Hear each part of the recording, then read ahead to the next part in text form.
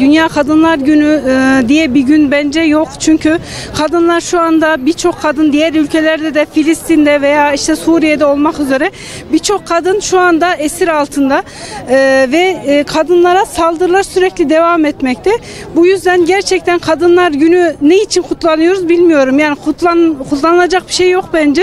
O kadınlar özgür olmadığı sürece biz ne kadar Kadınlar Günü yok Anneler Günü ne kadar ne olursa olsun hiçbir şekilde bence gün diye kutlayamayız. Çünkü o insanlar gerçekten şu anda esir altında. Burada mesela Türkiye'de belli bir şekilde bir kız kardeşimiz dahi olsa bir erkek kız kardeşine bir laf atılsa dahi ne yapıyor?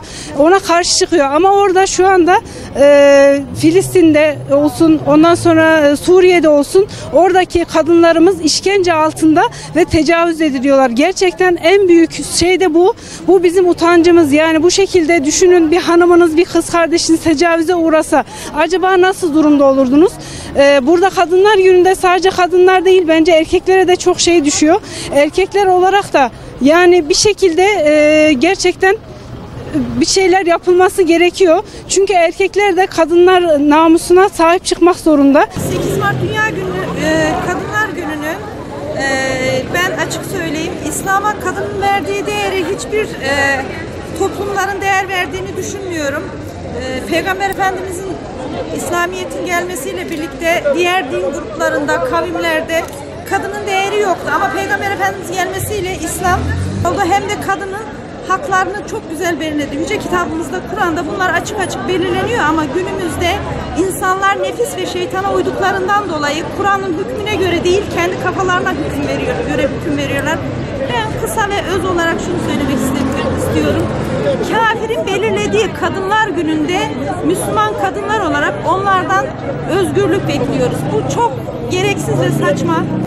Allah Müslümanlara akıl, fikir, feraset versin, birlik, beraberlik versin ve dünyanın bir tek Suriye değil, dünyanın dört bir yanında Müslüman olup da zulüm gören tüm insanlara Allah yardım eylesin. Zulüm bir an önce bitsin. Dünya güzel, yaşamaya değer bir yer ama zulümlerle, sözde demokrasilerle cehenneme çeviriyorlar. Bu cehenneme çevirenlerin de tabii ahirette hesabını Allah'a verecekler. İslam kadına cahiliye döneminden sonra o kadar güzel bir yer verdi ki, o kadar çok değer verdi ki Peygamber Efendimiz cahiliye döneminden sonra kadını zirveye taşıdı. En güzel değeri gerçekten İslamiyet verdi kadına.